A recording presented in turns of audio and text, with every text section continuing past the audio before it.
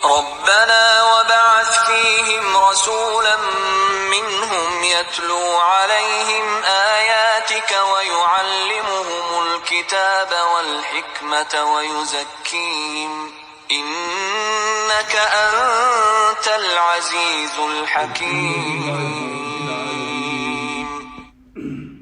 والصلاة والسلام على من لا نبي بعده.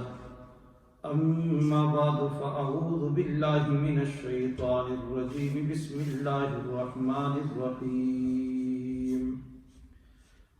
ربنا وابعث فيهم رسولا منهم يتلو عليهم آياتك ويعلمهم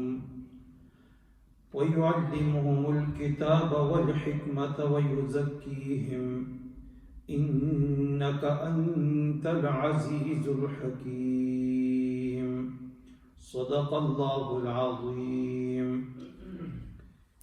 نہایت ہی قابل قدر مسلمان بھائیوں اور بزرگوں اور گھروں میں سننے والی میری مسلمان ماں بہنوں، السلام علیکم ورحمۃ اللہ وبرکاتہ.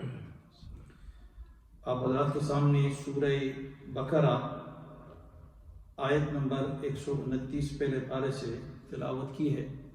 رب العالمین سے دعا ہے کہ اللہ اس آیت کے متعلق صحیح بات کہنے کی توفیق عطا فرمائے اور رب العالمین ہم سب مسلمانوں کو صحیح معنوں میں دین اسلام کی سمجھ اور اس کے اوپر عمل کی توفیق عطا فرمائے. یہ دوسری دعا ہے تعمیر کعبہ کے وقت ابراہیم علیہ السلام کی، جو ابراہیم علیہ السلام نے اپنی آنے والی نسل جو ہے اس کی فلاح کے لیے، کامیابی کے لیے، دنیا اور آخرت میں اللہ رب العالمین سے یہ دعا کی کہ اللہ تو میری اولاد میں سے یا ہماری اولاد میں سے تو ایک رسول بھیج دے. رب العالمین نے ابراہیم علیہ السلام اور اسماعیل علیہ السلام ان دونوں کی دعاؤں کو، اور خاص کر یہ دعا جو ہے ربنا وبعث فیہم رسولا منہم، اس دعا کو جناب نبی کریم صلی اللہ علیہ وسلم کے حق میں قبول فرمایا اور آپ صلی اللہ علیہ وسلم کو اللہ تعالیٰ نے ان مکہ کے لوگوں کے لیے رسول بنا کر بھیج دیا. ارباز بن ساریہ رضی اللہ تعالیٰ عنہ سے ایک روایت تفسیر مظہری میں نقل کی ہے. وہ فرماتے ہیں کہ رسول اللہ صلی اللہ علیہ وسلم نے فرمایا کہ آدم علیہ السلام ابھی پیدا نہیں ہوئے تھے، آب و گل میں تھے. فرمایا مٹی ہے، پانی ہے، ان سب چیزوں میں وہ ان کے ذرات پڑے ہوئے ہیں، ابھی تک ان کو وجود نہیں ملا ہے. تو فرمایا لیکن میں اللہ کے نزدیک خاتم النبیین تھا، خاتم النبیین تھا. اور فرمایا میں تمہیں اپنی شروع کے حالات بتاؤں.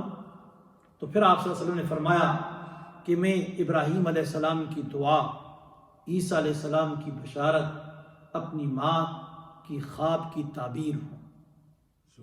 اور فرمایا کہ میری ماں جو ہے اس نے میری پیدائش کے وقت ایک خواب دیکھا. اور فرمایا کہ وہ خواب کیا تھا؟ فرماتی ہے کہ مجھ سے ایک نور نکلا، اس کی روشنی سے شام کے محل جو تھے وہ روشن ہو گئے تھے. تو گویا حضور علیہ السلام دعائے ابراہیم ہے کہ ابراہیم علیہ السلام اور اسماعیل علیہ السلام تعمیر کعبہ کے وقت جو دعا کر رہے ہیں، وہ دعا اللہ رب العالمین نے محمد مصطفیٰ صلی اللہ علیہ وسلم کے حق میں کیا کر دی؟ قبول فرما دی.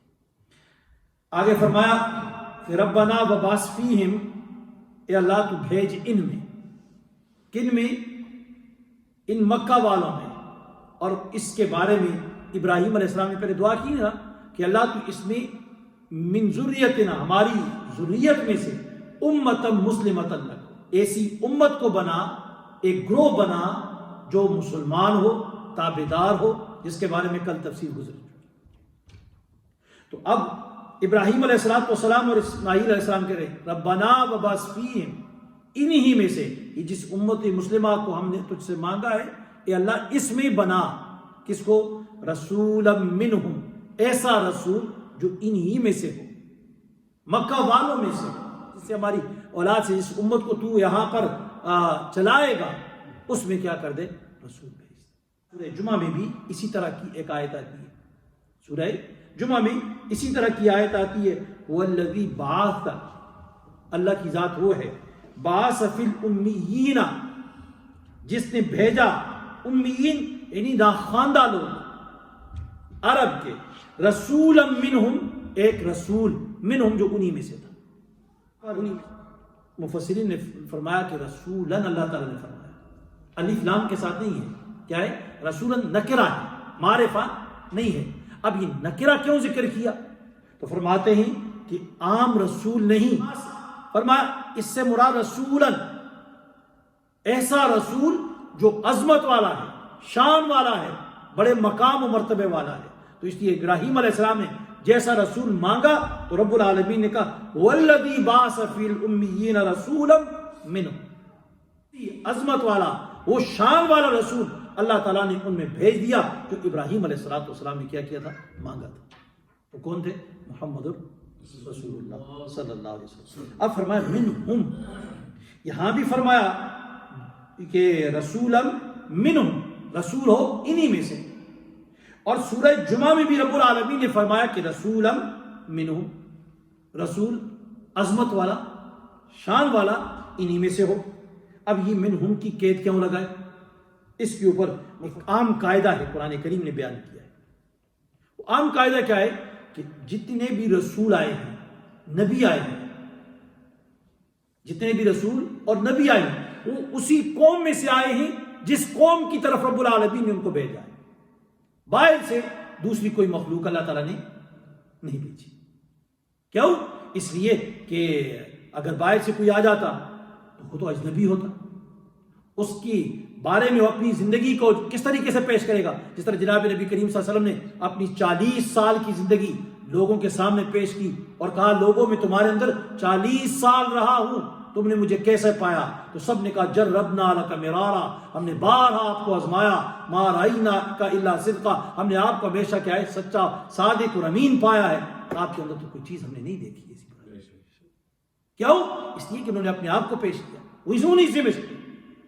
تو اسی طرح قرآن کریم اللہ تعالیٰ نے بہت سارے پیغمبروں کے واقعات کو بیان کیا، اس طرح فرمایا وَلَقَدْ أَرْسَلْنَا إِلَىٰ ثَمُودَ أَخَاهُمْ، ہم نے بھیجا قوم سمود کی طرف ان کے بھائی کو، اخاہم ان کے بھائی کو بھیجا۔ کون بھائی؟ صالح علیہ السلام۔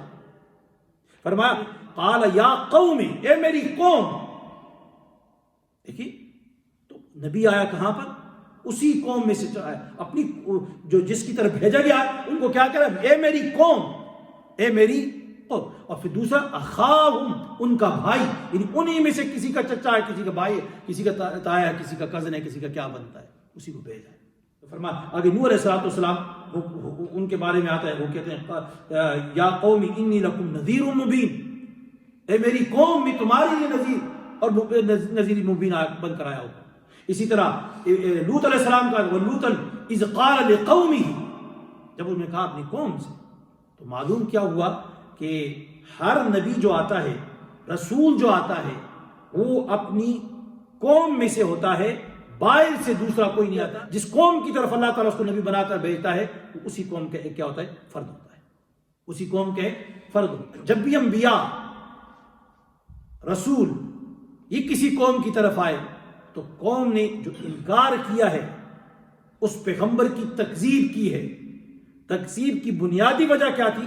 کہ اس کی بشریت کا انکار کیا ہے کہ انسان یہ کیسے رسول ہو سکتا ہے؟ ہماری طرف تو کسی فرشتے کو آنا چاہیے تھا، کوئی دوسری مخلوق جو انسان سے اعلیٰ اور افضل ہوتی، تو یہ انسان ہے، ہمارے ہی اندر سے اٹھا کے اس کو نبی بنا دیا، یہ کیسے ہو سکتا ہے؟ اسی کو رب العالمین نے فرمایا وَمَا مَنَعَ النَّاسَ، لوگوں کو روکا نہیں أَن يُؤْمِنُوا، یہ کہ ایمان لائیں، اِذْ جَاءَهُمُ الْهُدَى، اِذْ جَاءَهُمُ الْهُدَى، جب آئی ان کے پاس ہدایت، إِلَّا قَالُوا، مگر انہوں نے کہا أَبْعَثَ اللَّهُ بَشَرًا رَسُولًا، کیا بھیجا اللہ نے بشر رسول، انسان رسول، یہ کیسے ہمیں ہدایت دے گا؟ ان کے تصور میں تھا کہ انسان رسول نہیں ہو سکتا۔ جواب اللہ تعالیٰ نے دیا گیا، تو اس کا جواب اللہ نے قُلْ لَوْ كَانَ فِي الْأَرْضِ مَلَائِكَةٌ يَمْشُونَ مُطْمَئِنِّينَ، اے محمد صلی اللہ علیہ وسلم کہو ان سے اگر زمین میں فرشتے ہوتے کیسے یمشونا چلتے اطمینان کے ساتھ رہتے تو فرمایا لنزلنا علیہم من السماء ملک الرسولا، تو اگر زمین میں فرشتے رہتے نورانی مخلوق رہتی تو ہم آسمان سے کس کو بھیجتے؟ نورانی مخلوق کو بھیجتے، فرشتوں کو بھیج دیتے۔ لیکن زمین کے اندر کون رہ رہا ہے؟ انسان رہ رہا ہے، تو لہٰذا انسان کی طرف کون آئے گا؟ انسانی رسول بنا کر۔ تو اسی طرح خود جناب نبی کریم علیہ السلام کی زبانی اللہ رب العالمین نے اس وقت کہلوایا جب مشرکین نے فرمائشی معجزے یہ طلب کیے کہ ہمیں یہ معجزہ دکھائیے، اگر آپ اللہ کے رسول ہیں تو یہ کر کے دکھائیے، آپ اللہ کے رسول ہیں تو یہ کر کے دکھائیے۔ تو یہ جب کہا تو اللہ رب العالمین نے کہا ان سے کہو قل، اے محمد مصطفیٰ صلی اللہ علیہ وسلم کہو سبحان ربی، سبحان میرا رب پاک ہے۔ فرمایا حل کنت الا بشر الرسولا، میں نہیں ہوں سوائے ایک بشر رسول، ایک انسان ہوں۔ تو اس آیت میں دو بات، ایک بات تو یہ کہ جناب نبی کریم علیہ السلام سے وہ معجزات مانگتے تھے، وہ سمجھ رہے تھے کہ نبی کریم صلی اللہ علیہ وسلم کے پاس کوئی اختیار ہوگا۔ اللہ تعالیٰ نے کہا ہے پیغمبر اس بات کا انکار کر دو، کہو میں اس چیز کا اختیار نہیں رکھتا، یہ اختیارات کا مالک کون ہے؟ اللہ کی ذات، وہ مختار کل ہے، وہ سب کچھ کر سکتا ہے، میرے بس میں نہیں، جو چیز تم مانگ رہے ہو وہ چیز میں تمہارے سامنے پیش کروں، میں تو ایک بشر رسول ہوں۔ دوسری چیز کیا ہے؟ دوسری چیز جناب نبی کریم علیہ السلام کی بشریت اور رسالت، اس کا اقرار کروایا گیا، اس کا اقرار کروایا گیا کہ کہو میں رسول ہوں، لیکن کیسا رسول؟ بشر، کیسا؟ بشر، انسان، بشر رسول۔ اور پھر سورہ حامیم سجدہ میں اس کو اور وضاحت سے کروا، فرمایا قل، اے محمد صلی اللہ علیہ وسلم کہو انما انا بشر مثلکم، کیا کہا؟ انما انا بشر مثلکم، کہو اے محمد صلی اللہ علیہ وسلم میں بھی آدمی ہوں جیسے تم ہو، میں بھی آدمی ہوں جیسے تم ہو، یعنی تم جیسا جنس کے اعتبار سے ایک انسان ہوں، جس طرح تمہارے قبضے اختیار میں کوئی چیز نہیں ہے اس طرح میرے قبضے اختیار میں بھی کوئی چیز نہیں، ہر چیز کے اوپر قدرت رکھنے والا وہ کون ہے؟ اللہ کی ذات۔ لیکن میرے درمیان تمہارے درمیان فرق کیا ہے؟ فرق والی کی کیا چیز ہے؟ فرمایا یوحا الیہ، میری طرف وحی کی جاتی ہے۔ اس وحی نے تمہارے اور میرے درمیان ایک فرق کی دیوار کو قائم کر دیا، میرا مقام و مرتبہ جو بلند ہو چکا ہے اللہ رب العالمین کے ہاں، وہ اس کے آئے یوحا الیہ، میری طرف وحی بھیجی، وہی بھیجی۔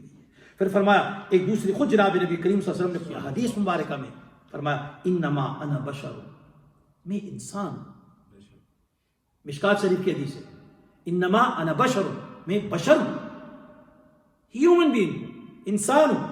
اذا امرتکم بشیء، جب میں تمہیں کسی چیز کے بارے میں حکم کرتا ہوں، من امر دینکم، تمہارے دین کے معاملات میں سے ہو، تو فرمایا فخذوا بہ، اس کو لو، اس کو لو۔ اور فرمایا وَإِذَا أَمَرْتُكُمْ بِشَيْءٍ مِّن رَأْيٍ فَإِنَّمَا أَنَا بَشَرٌ، اگر میں اب دنیا کے معاملات میں تمہیں کسی چیز کے بارے میں رائے دیتا ہوں، کوئی بات کرتا ہوں، تو تمہاری مرضی، تمہاری چاہت ہے، اگر اس چیز کو لیتے ہو لے لو، میں تم جیسے انسان ہوں۔ انما انا بشر، میں ایک بشر ہوں، غلط بھی ہو سکتی ہے میری رائے دنیا کے معاملے میں، جس طرح پیونکاری درختوں کی گئی، اس طرح چیزوں کی، تو اس سال فصل کم آ گئی تو جناب نبی کریم صلی اللہ علیہ وسلم لوگوں نے شکایت نے کہا میں تو بشر انسان ہوں، مجھے تو اس چیز کا نہیں، دین کے معاملے میں میری اتباع کرنا تمہارے اوپر لازم ہے، باقی دنیا کے معاملات میں آپ اپنی چائس کریں۔ تو آگے شرح عقائد اہل سنت والجماعت کی ایک کتاب ہے، اس میں بھی رسول کی جو تعریف بیان کی ہے، کیا رسول کی تعریف ہے؟ فرمایا الرسول انسان، رسول کیا ہے؟ انسان۔ یہ اہل سنت والجماعت ساری جتنے بھی اہل سنت یہ کتابیں پڑھتے ہیں شرح عقائد کی، فرمایا الرسول انسان بعثہ اللہ تعالی الی الخلق، اللہ تعالیٰ نے اس کو بھیجا ہے مخلوق کی طرف، کس کے لیے بھیجا ہے؟ لتبلیغ الاحکام، احکام کی تبلیغ کے لیے، احکام کی تبلیغ کے لیے۔ فرمایا اب یہاں پر ایک چیز یاد رکھیں، آج ہم بعض مسلمان شاید نادانی کی وجہ سے یا اپنی کسی چیز کی بنیاد پر وہ کہتے ہوں گے، کہہ رہے ہیں کہ جناب انبیاء اور رسل جو ہیں وہ بشریت، بشر نہیں ہیں، وہ نور ہے، یعنی بشریت سے ان کو نکال رہے ہیں۔ اب کس وجہ سے نکالا جائے؟ جس طرح میں اپنے اوپر قیاس کروں کہ نبی میرا جیسا، استغفر اللہ، لا حول ولا قوت، یہ تو تصور بھی نہیں ہو سکتا ہے، تصور بھی نہیں ہو سکتا ہے۔ لیکن بشر کا مطلب یہ ہے کہ انسان، جنس سے بشر، اس اعتبار سے تو انبیاء اکرام سارے کے سارے کیا ہے؟ بشر ہیں۔ لیکن انسان ساری دنیا کے جمع ہو جائیں، ایک پیغمبر کے کیا ہے؟ ایک بال کے برابر بھی نہیں ہو سکتے، ایک بال کے برابر بھی نہیں ہو سکتے، لیکن جنس کے اعتبار سے ان کا مقام و مرتبہ کیا ہے؟ سب سے اعلیٰ اور بلند و بالا ہے۔ اسی لیے تو رب العالمین نے جب اس انسان کو پیدا کرنا چاہا تو فرشتوں کے سامنے کہا، فخری انداز میں کہا، اس انسان کی تخلیق کے اوپر فخر کرتے ہوئے کہا، انی خالق بشرا من طین، میں بشر کو پیدا کرنے والا ہوں، کس سے؟ من طین، مٹی سے۔ تو آدم علیہ السلام کو سب سے پہلے پیدا کیا، سب سے پہلا پیغمبر آدم علیہ السلام ہے، اس کو کس سے پیدا کیا؟ مٹی سے پیدا کیا۔ اس کو کیا کہتا رب العالمین؟ انی خالق بشرا من طین، میں نے بشر پیدا کرنے والا ہوں، کس سے؟ مٹی سے۔ تو بشر، پھر آگے پھر اس نورانی مخلوق کو، یہ فرشتے، یہ نورانی مخلوق ہے، اس کے مقابلے میں انسان ہے، ان دونوں کا تقابل کروایا گا، مقابلہ کروایا اللہ تعالیٰ نے، علمی مقابلہ کروایا، اور اس علمی مقابلے میں رب العالمین کے سامنے جب مقابلہ ہوا تو اس انسان نے کیا ہے؟ انسان کامیاب ہو گیا اور فرشتے کیا ہو گئے؟ ناکام ہو گئے، اور بشر جو تھا، انسان جو تھا، وہ کیا ہو گیا؟ کامیاب ہو گیا۔ جب کامیاب ہو گیا تو رب العالمین نے حکم دیا، کس کو؟ نورانی مخلوق کو، کہا سجدہ کرو اس انسان کو۔ اس انسان کی اتنی بڑی عظمت تھی کہ سارے کے سارے فرشتے کیا تھے؟ اس کے سامنے جھک گئے اور سجدہ ریز ہو گئے۔ یہ انسان کی عظمت ہے، اس انسان کی عظمت کو کم نہ سمجھا جائے، یہ بڑی عظمت والا ہے۔ اور اس کی تخلیق پر اللہ رب العالمین نے یوں فخر کیا کہ 4 قسمیں کھا کر اس انسان کی عظمت کو، اس کی شان کو، اس کے احترام کو، اس کے اکرام کو بیان کیا۔ والتین والزیتون وطور سینین وہذا البلد الامین، یہ 4 قسمیں کھا کے رب العالمین نے فرمایا لقد خلقنا الانسان فی احسن تقویم، ہم نے اس انسان کو بہترین سانچے اور ڈھانچے میں پیدا کیا۔ اس لیے انسان جو ہے کوئی معمولی چیز نہیں ہے، اس لیے انبیاء کرام کا بشر ہونا، انسان ہونا، یہ ان کی عظمت کو، ان کی عزت کو، ان کے مقام مرتبے کو گھٹاتا نہیں، بلکہ ان کا انسان ہونا یہ ان کے مقام مرتبے کو بلند و بالا کرتا ہے کہ اللہ تعالیٰ نے انہی کے لیے فرشتوں کو کہا کہ سجدہ کرو ان کے سامنے۔ تو یہ فرشتے نبی کے سامنے کیا حیثیت رکھتے ہیں؟ تو نبی جو ہوتا ہے وہ انسان ہوتا ہوا وہ زیادہ معزز لگتا ہے، معذب لگتا ہے، اعلیٰ لگتا ہے، عرفہ لگتا ہے، بلند و بالا لگتا ہے، کیونکہ اللہ تعالیٰ نے اس انسان کو پیدا کر کے اس جیسا کسی اور کو پیدا ہی نہیں کیا ہے۔ انسان جیسا ایسی مخلوق رب العالمین نے دوسری کوئی پیدا ہی نہیں کی ہے جو انسان کو بنایا رب العالمین۔ پھر ایک دوسری چیز یاد رکھیں، ہم کلمہ شہادت پڑھتے ہیں، کلمہ شہادت کے 2 جز ہیں۔ پہلا جز کیا ہے؟ اللہ رب العالمین کی توحید کا، اشہد ان لا الہ الا اللہ، کہ میں گواہی دیتا ہوں اللہ کے سوا کوئی دوسرا عبادت کے لائق نہیں۔ دوسرا جز کیا ہے؟ وہ اشہد ان محمدن عبدہ ورسولہ، میں گواہی دیتا ہوں محمد صلی اللہ علیہ وسلم پہلا کیا ہے؟ عبدہ، اللہ کا بندہ، عبدیت کا، بشریت کا یہ اقرار ہم کرتے ہیں۔ پھر اس کے بعد کیا ہے؟ وہ رسول، اس کا رسول کا رسول بعد میں اس کا اعلان کرتے ہیں، پہلے ہم کس چیز کی اقرار کرتے ہیں؟ اس کی عبدیت، کیونکہ پیغمبر پہلے عبد تھے، پھر اس کے بعد رسول 40 سال کے بعد ان کو نبوت ملی تو کیا بن گئے؟ رسول۔ اپنے اوپر قیاس کر کے ہم پیغمبروں کو کیا ہے؟ اس کو بشریت سے، انسانیت سے نکال دیں تو یہ جائز نہیں، گناہ ہے۔ آگے اسی آیت کا اگلا حصہ فرمایا ریتلو علیہم آیاتک۔ اب یہاں سے آگے پیغمبر ابراہیم علیہ السلام اور اسماعیل علیہ السلام دعا کر رہے ہیں، کیا کہہ رہے ہیں؟ ربنا وبعث فیہم رسولا منہم، یا اللہ تو بھیج ان میں رسول۔ اب کیسا رسول ہو؟ اب اس کی رسول کی کوالٹیز بیان کر رہے ہیں، اس کی صفات کو بیان کر رہے ہیں۔ جو ڈیمانڈ ہے رب العالمین سے کیا ہے؟ پہلی ڈیمانڈ یتلو علیہم آیاتک، اے اللہ تو ان میں بھیج ایسا رسول جو پڑھے ان کے اوپر آیاتک، تیری آیات۔ تیری آیات سے کیا مراد؟ تفسیر مظہری اور دوسری تفسیروں میں لکھا ہے، فرمایا تیری توحید کو بیان کرے اور تیری نبوت کی آیات کو بیان کرے، ایسا رسول بھیج۔ فرمایا وَيُعَلِّمُهُمُ الْكِتَابَ اور دوسری صفت کیا ہے اس کی کہ وہ لوگوں کو کتاب کی تعلیم دے. کتاب کی تعلیم سے کیا مراد؟ فرمایا کہ کتاب کے الفاظ کو سکھائے، الفاظ کی درستگی سکھائے، الفاظ کتاب کے معانی سمجھائے، مطالب سمجھائے، اس کی تشریح صحیح طریقے سے کیا ہے وہ کر سکے. فرمایا والحکمت، اور حکمت کی بات سکھائے. حکمت سے مراد یہ تیسری صفت بیان کی، اور اس سے مراد کیا ہے؟ سنت ہے، احکام شریعہ. فرمایا یہ سکھائے. وَيُزَكِّيهِمْ، اور پاک صاف بنا دے ان کو. یہ چوتھی صفت ہے، یعنی شرک کی نجاستوں سے، شرک کی گندگیوں سے، اور بدعمالی کی علائشوں سے، اور بد اخلاقی کی آلودگی سے کیا ہے ان کا تزکیہ کرے، ان کو صاف کرے ان سے.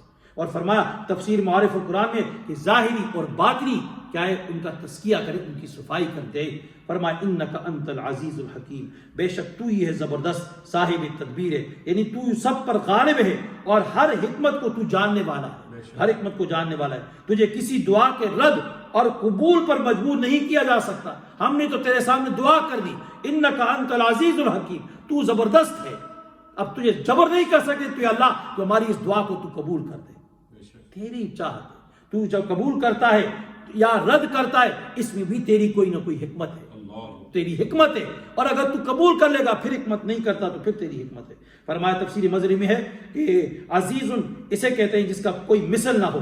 بعض نے کہا عزیز اس غالب کو کہتے ہیں جس پر کوئی غالب نہ ہو سکے. حضرت ابراہیم علیہ السلام کی دعا جو ہے جناب نبی کریم، یہ دعا حضرت محمد مصطفیٰ صلی اللہ علیہ وسلم کے حق میں قبول ہوئی. اور یہاں پر یہ جو دعائیں لائے نا ابراہیم علیہ السلام کا واقعہ، یہاں سورہ بقرہ میں ابتدا میں یہود و نصارہ کے واقعات چل رہے تھے، تو درمیان میں ابراہیم علیہ السلام کا یہ واقعہ لے آئے، یہ دعائیں لے آئے.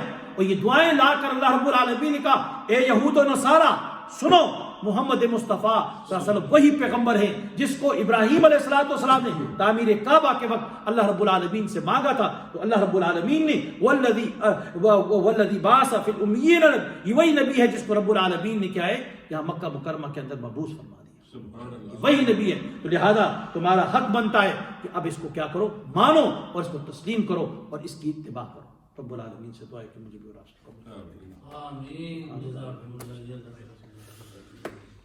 الحمدللہ رب العالمین. اللہم صلی علی سیدنا محمد النبی النبی وصحبہ بارک وسلم تسلیما. آتنا فی الدنیا حسنہ وفی الآخرۃ حسنہ وقنا عذاب النار. یا رب العالمین ہم سب کا بیٹھنا قبول و مقبول بنا، اس بیٹھنے کو قبول نصیب فرما، خاتمہ بالخیر نصیب فرما دے. یا رب العالمین ہر قسم کی فتن سے محفوظ فرما دے. یا رب العالمین خیر و عافیت کا معاملہ فرما. صلی اللہ تعالی علی خیر خلق محمد و آلہ وصحبہ بارک وسلم.